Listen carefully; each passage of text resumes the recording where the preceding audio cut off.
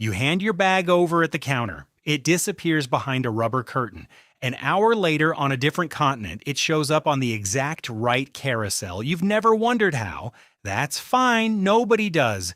But your bag isn't just being carried from one plane to another. It's traveling through a highway system buried under the airport, making dozens of tiny decisions about its own route, entirely on its own, without a single person touching it most of the way. Here's what most people's mental model gets wrong. There's no giant map somewhere tracking your specific bag by name.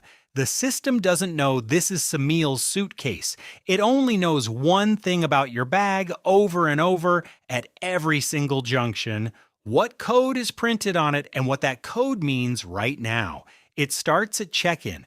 The second your bag is tagged, it gets a barcode, or increasingly, an RFID chip, linked to your flight number, your destination, and your connections. That tag is the only thing your bag is to the system from this point forward.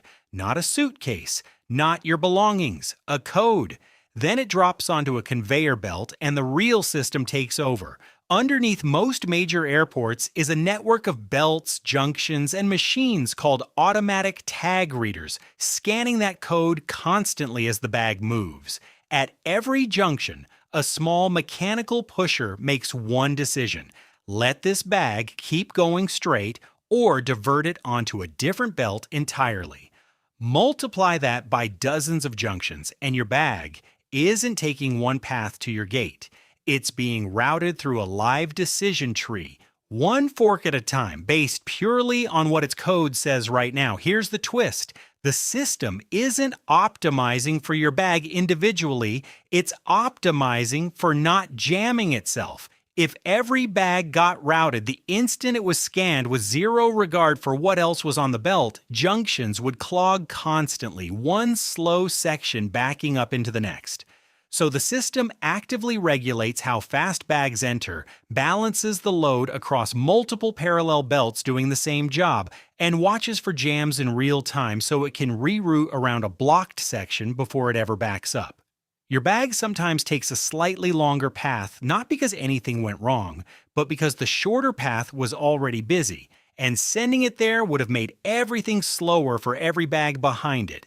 You lose a few seconds, the whole system stays moving. You never see the reroute.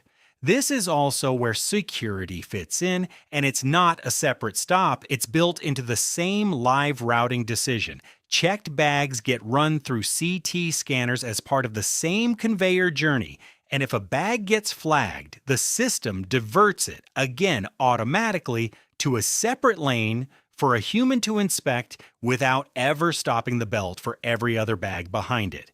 Then there's the hardest part: connections. A bag transferring between two flights has to make it across the airport, sometimes across terminals within the same tight window you do. Some airports handle this with high-speed tilt tray sorters, and larger hubs use individual carts called destination-coded vehicles that carry a single bag or a small batch at a time, running on their own dedicated track like a tiny roller coaster built just for luggage, specifically so a short connection doesn't turn into a missed one, which is the real reframe. Your bag was never being personally handled from point A to point B. It was being reevaluated at every single junction, rerouted around congestion nobody told you about, screened without stopping, and raced across a transfer window on its own dedicated track.